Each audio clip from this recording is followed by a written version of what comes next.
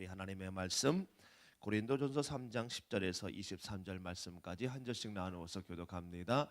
내게 주신 하나님의 은혜를 따라 내가 지혜로운 건축자와 같이 터를 닦아두매 다른 이가 그 위에 세우나 그러나 각각 어떻게 그 위에 세울까를 조심할지니라. 이 닦아둔 것 외에 능히 다른 터를 닦아둘 자가 없으니 이 터는 곧 예수 그리스도라. 만일 누구든지 금이나 은이나 보석이나 나무나 풀이나 집으로 이 터 위에 세우면 각 사람의 공격이 나타날 터인데 그날이 공적을 밝히리니 이는 불로 나타내고 그 불이 각 사람의 공적이 어떠한 것을 시험할 것임이라. 만일 누구든지 그 위에 세운 공적이 그대로 있으면 상을 받고 누구든지 그 공적이 불타면 해를 받으리니 그러나 자신은 구원을 받되 불 가운데서 받은 것 같으리라. 너희는 너희가 하나님의 성전인 것과 하나님의 성령이 너희 안에 계시는 것을 알지 못하느냐. 누구든지 하나님의 성전을 더럽히면 하나님이 그 사람을 멸하시리라. 하나님의 성전은 거룩하니 너희도 그러하니라. 아무도 자신을 속이지 말라. 너희 중에 누구든지 이 세상에서 지혜 있는 줄로 생각하거든 어리석은 자가 되라. 그리하여야 지혜로운 자가 되리라. 이 세상의 지혜는 하나님께 어리석은 것이니 기록된 바 하나님은 지혜 있는 자들로 하여금 자기 꾀에 빠지게 하시느니라 하셨고 또 주께서 지혜 있는 자들의 생각을 헛것으로 아신다 하셨느니라. 그런즉 누구든지 사람을 자랑하지 말라. 만물이 다 너희 것임이라. 바울이나 아볼로나 게바나 세계나 생명이나 사망이나 지금 것이나 장래 것이나 다 너희 것이요 너희는 그리스도의 것이요 그리스도는 하나님의 것이니라. 아멘. 10절부터 15절의 말씀, 성숙한 사람이든 미숙한 사람이든 모든 성도는 그리스도의 터 위에 세워져 있어야 마지막 멸망받지 아니하고 온전히 구원받으며 우리의 모든 공적이 하나님 앞에 반드시 드러날 것이라는 말씀에 이어서 저는 오늘 16절 전반전 말씀이 제 마음에 들어왔습니다. 너희는 너희가 하나님의 성전인 것과, 성전이란 거룩한 장소, 성소를 가리키는 곳으로 하나님의 임재가 있는 거룩한 곳이지요. 그런데 신약에 와서 예수님께서 자신의 몸이 성전이라고 말씀하십니다. 요한복음 2장에 예수님은 가나 혼인 잔치에서 첫 번째 기적을 베푸신 다음에 그의 어머니와 형제들과 가버나움에 계시다가 이제 6월절이 되어 다시 예루살렘으로 돌아오셨습니다. 그런데 성전 안에서 소와 양과 비둘기를 파는 사람, 그리고 돈 바꾸는 사람이 앉아 있는 것을 보셨어요. 그리고는 너무 화가 나셔서 노끈으로 채찍을 만드셔서 양과 소를 다 내쫓습니다. 그리고 돈 바꾸는 사람들의 그 돈을 쏟으시고 상도 엎으시면서 비둘기 파는 사람들에게 말을 하지요. 여기서 가져가라. 내 아버지의 집을, 성전이지요, 내 아버지의 집으로 장사하는 집을 더럽히지 말아라 라고 말씀합니다. 거룩한 성전이 더럽혀진 것을 보고 예수님은 몹시 분노하신 거지요. 이때 유대인들이 말합니다. 네가 무슨 권리로 이러니? 네가 뭐야? 그러면 네가 이렇게 하는 것에 대해서 무슨 표적을 베풀 수 있어? 라고 말했을 때에 요한복음 2장 19절에서 이렇게 말씀합니다. 이 성전을 헐어라. 지금 예수님이 말씀하신 이 성전은 더럽혀진 성전이에요. 거룩하지 않은 성전이지요. 이 성전을 헐어버려라. 내가 3일 후에 다시 일으키겠다라고 말씀합니다. 그랬을 때 유대인들이 뭐라고? 이 성전이 세우는데 46년이 걸렸는데 3일 후에 이거를 일으킬 수 있다고 이렇게 말을 하죠. 그때 예수님이 21절에 말씀하지요. 시작. 성전된 자기 육체를 가리켜 말씀하신 것이라. 예수님은 성전된 자기의 육체를 가리켜서 이 말씀을 하고 있는 것을 보게 됩니다. 예수 그리스도가 바로 성전인 줄로 믿습니다. 이 말씀은 구약에는 성막이나 성전의 지성소에 제한적으로 하나님이 임재하시어 거룩한 장소가 되었지만은 지금은 나를 위해 죽으시고 3일 만에 부활하시어 성전 되신 예수 그리스도를 믿으면 성령 하나님이 나에게 임재하시고 곧 내가 성전이 된다라는 거예요. 내가 성소가 된다라는 거예요. 할렐루야. 내가 성전이 되고 내가 성소가 된다는데 이렇게 감동이 없을 줄이야 미처 몰랐네. 나에게 성령 하나님이 인격적으로 임재하신대요. 나에게 내가 어떤 사람인지 여러분 자신이 알잖아요. 그런 내가 성전이래요. 그런 내가 성소래요. 그런 나에게 성령 하나님이 임재하신대요. 따라합니다. 내가 바로 성전이다. 내가 바로 성소이다. 내가 바로 교회이다. 여러분이 얼마나 귀한 분입니까? 여러분이 얼마나 가치 있는 분이에요. 여러분이 얼마나 소중한 사람입니까? 여러분이 성전이기 때문에, 여러분이 교회이니 여러분의 마음을 잘 다스리시고 여러분의 몸도 여러분 잘 지키시기를 주님의 이름으로 축원합니다. 여러분의 몸이 소나 양이나 비둘기 파는 그런 더럽혀진 그러한 성전이 돼서는 안 된다라는 거지요. 여러분이 바로 이렇게 아름다운 성전이 되었고, 또한 옆에 있는 분이 또한 이런 하나님의 아름다운 성전이기에 우리 주님의 영광교회가 또 한 성전이 되는 거예요. 양옆에 분에게 이렇게 인사합니다. 미처 몰라봤습니다. 여러분은 귀한 분이에요. 아멘. 그래서 여러분은요, 여러분 자신을 너무 사랑해야 될 줄로 믿습니다. 우리 지난주 청년부 모임에서도 그런 얘기를 했어요. 당신들은 너무 가치 있는 사람입니다.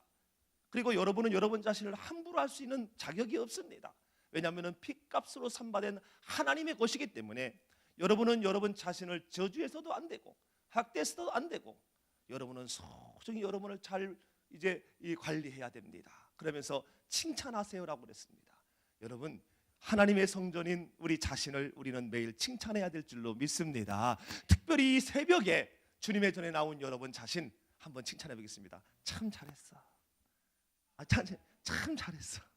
참 잘했어. 할렐루야.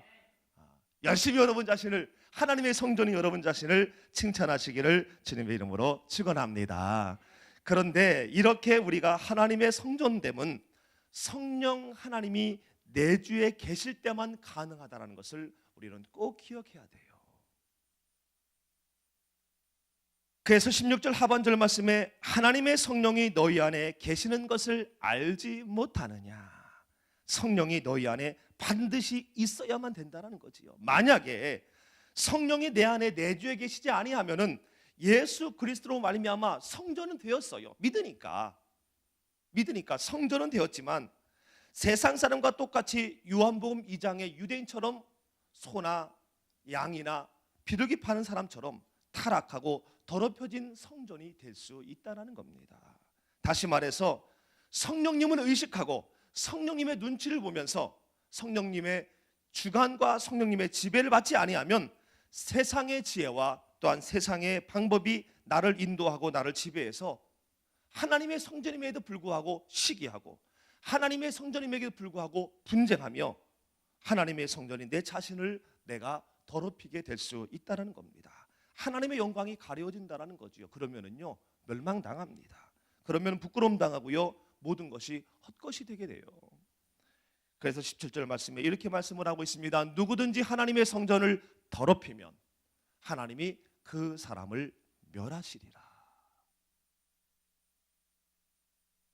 하나님의 성전인 내 자신을 내가 함부로 멸시하고 나는 왜 이러지?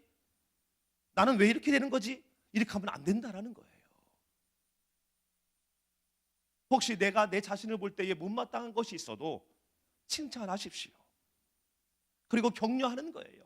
왜냐하면 하나님의 성전이니까. 그럴 때 하나님의 성전이 내가 온전히 세워지고 거룩하게 되어진다는 거지요.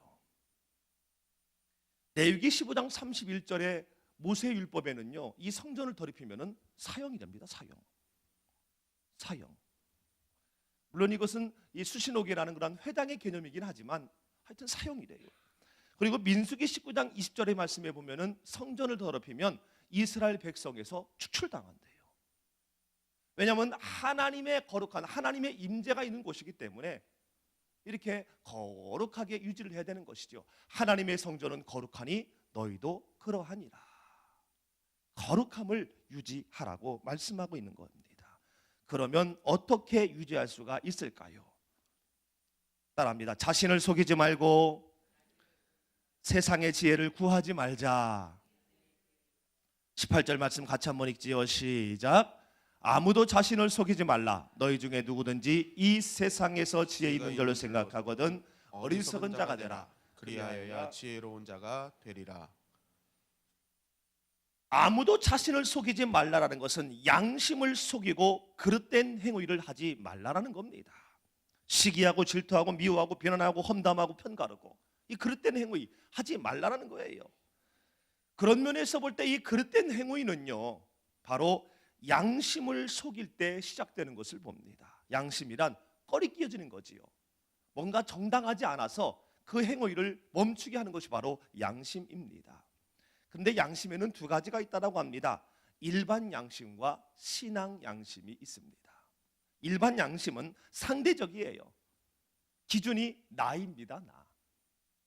전에도 한번 예를 들은 적이 있습니다만은 기준이 나이기 때문에 이 일반 양심으로는 그릇된 행위가 계속 진행됩니다. 예를 들어서 저와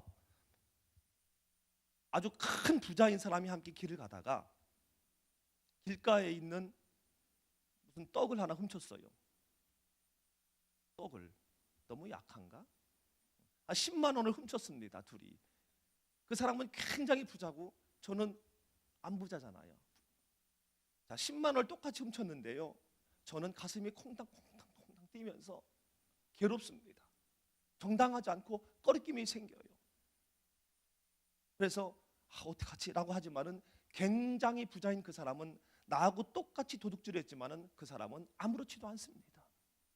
하루에 막 300만 원, 500만 원 쓰는 사람은요, 10만 원 훔친 것 같고 아무렇지도 않아요. 그러므로 그 사람은 그릇된 행위, 10만 원이 아니라 20만 원, 30만 원 또 훔칠 수 있다라는 거지요.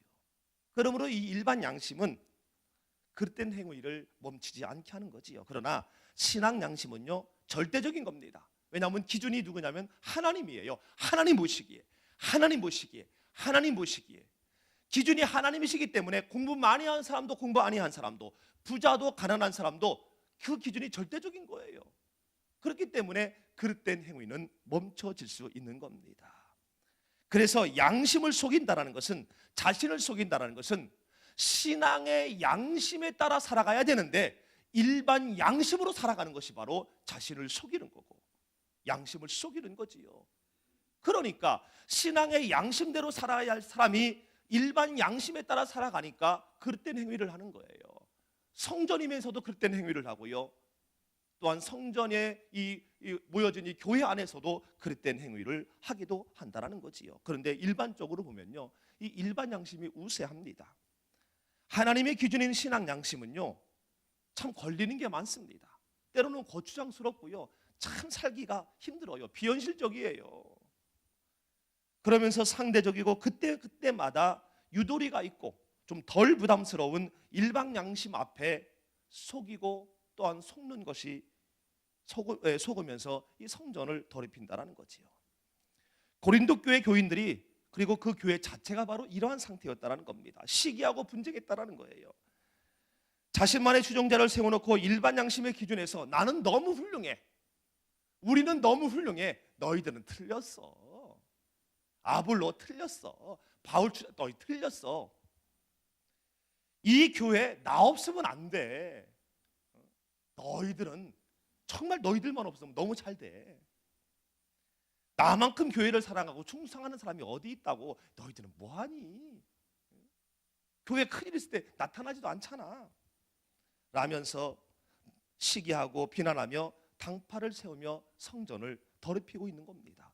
그러면서 오히려 당당하게 스스로를 지혜 있는 자라고 자랑하고 있는 것을 보게 돼요. 여기서 지혜 있는 것은 세상의 지혜이지요. 일반 양심에 기준한 지혜이기 때문에 이건 세상의 지혜이지요. 하나님의 영광이 되어야 할 성전된 성도들이 하나님의 지혜가 아닌 세상의 지혜, 즉 세상적 기준과 방법으로 편을 가르며 성전을 더럽히고 있는 겁니다. 참 얼마나 바울 선생님이 답답하겠어요. 그래서 더 이상 성전된 네 자신과 그리고 그리스도가 터가 되신 성전 곧 교회를 더럽혀서는 안 된다라고 계속 말씀하시면서 18절 하반절 말씀에 너희 중에 누구든지 이 세상에서 지혜 있는 줄로 생각하거든 어리석은 자가 되라. 그리하여야 지혜로운 자가 되리라. 세상의 지혜는 멸망입니다. 그러나 뒤에 있는 하나님의 지혜, 참된 지혜가 되려면은요, 이 세상의 지혜에 대하여 멍청한 사람이 되라는 거예요. 세상의 지혜는요, 편법입니다. 술수입니다. 거짓입니다. 계략이고요, 시기고요, 분쟁이고요, 험담입니다. 이런 거를 잘하는 것을 볼 때에 나는 참 지혜 있어. 나는 너무 똑똑해. 나는 순발력이 있어. 이러지 말라는 얘기예요. 이거는 세상의 지혜이기 때문에 이런 것에 대하여 우리는 무지한 자가 되고 바보가 되고 어리석은 자가 되라는 겁니다. 편법 쓸 수 있습니다. 술수할 수 있어요. 모략을 할 수도 있고요. 여러 가지 이제 험담을 할 수도 있지만 신앙의 양심 앞에, 하나님 보시기에라는 신앙의 양심 앞에 모르는 것처럼, 못하는 것처럼 아예 관심을 끊으라는 얘기예요. 그리하면 참된 지혜, 곧 하나님의 지혜를 얻게 된다라는 얘기입니다. 하나님의 성전인 내 자신을 깨끗하게 보존할 수 있고, 또한 우리 주님의 영광교회를 우리가 깨끗하게 또한 보존할 수 있다는 겁니다. 말씀의 결론을 한번 맺어보려고 그래요. 사랑하는 성도 여러분, 세상의 지혜는요, 성전인 우리에게 우리를 그럴싸하게 유혹하면서 다가옵니다. 즐겨. 인생 뭐 있어? 노세? 언제 놀아요? 젊어서 노세. 인생 뭐 있어? 놀아. 아이고, 그 정도면 됐어. 아이, 마셔. 담배도 먹어. 아이고, 돈 그렇게 해서 못 벌어. 가끔 편법도 있어야 되고 거짓말도 해야 되고 이래야지 벌지. 그렇게 해서 언제 벌어? 라면서 우리를 그럴싸하게, 네가 무슨 목사냐? 적당히 살아, 적당히. 그럴싸하게 우리를 유혹하고 우리에게 세상의 지혜로 다가옵니다. 우리는 여기에 대하여 미련해야 될 줄로 믿습니다. 어리석은 자가 되어야 될 줄로 믿습니다. 맞아, 인생 뭐 있어? 놀자. 즐기자. 일주일에 교회 한 번만 가면 되지 뭐. 아이고, 남도 이렇게 하는데 뭐 나도 이렇게 해가지고 한번 돈도 벌어보지 뭐. 아닙니다.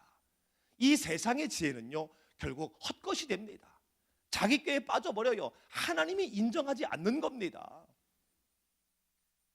여기에 우리가 미련하고, 그래도 내가 이러면 안 되지, 절제해야지, 아니야, 이건 내 돈이 아니야, 이건 옳지 않아 라면서 이 세상의 지혜, 빨리 육신적이고 정욕적으로 빠지게 하는 그 모든 것에서 우리가 둔감할 때에 성전된 내 몸도 지키고 성전된 내 마음도 지키면서 하나님의 지혜로 승리하게 될 줄로 믿습니다. 그리고 그리스도의 터가 된 교회에서도 세상의 지혜로 혼란케 하며 우리에게 다가옵니다.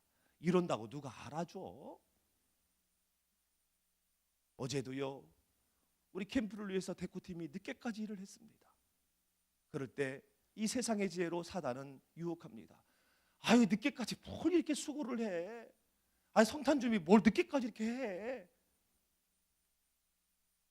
새벽 예배, 요즘 추운데 새벽 예배 나가면 건강에 안 좋아. 쉬어. 새벽엔 따뜻한 곳이 아주 좋아. 저 집사님 너한테 잘하지만 조심해. 너한테 하는 거 진심이 아니야. 저 목사님 설교하신 거 너들으라는 얘기요. 어떻게 이렇게 잘하겠어? 누가 저거 잃는 거야. 이 교회는 참 이상해. 무슨 행복한 초청을 해. 행복한 초청과 더불어서 아주 불행이 시작됐어 라면서 이 세상의 지혜로, 세상의 기준으로 우리를 혼란케 하고 다가옵니다. 이런다고 누가 알아주냐고요? 알아줍니다. 하나님이 알아주십니다.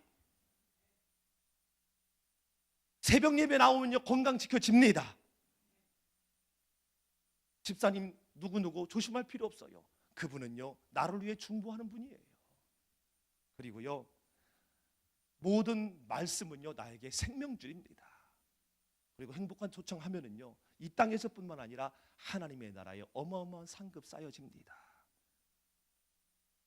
적당히 하라는 이러한 세상의 지혜로 우리를 유혹할 때에 여러분 여기에 어리석으십시오. 여기에 여러분 민감하지 마시고 그냥 아예 관심을 두지 아니할 때에 신앙의 양심으로 말미암아 우리에게 하나님의 지혜가 얻게 될 줄로 믿습니다. 현대판 소양 비둘기 파는 그런 모든 세상적인 유혹으로부터 여러분 완전히 떠나 이제는 성전된 여러분 자신을 지키시고 몸된 교회를 잘 지키실 때에 이 땅의 모든 사람과 이 땅의 모든 것들이 성전인 여러분에게 선물로 주어지게 될 줄로 믿습니다. 오늘도 여러분의 몸을 향하여 또한 성전된 여러분의 삶을 향하여 다가오는 모든 것에서 여러분은 승리하시어 성전을 아름답고 건강하고 거룩하게 지키고 유지하시는 귀한 오늘 하루의 삶이 되시기를 주님의 이름으로 축원합니다.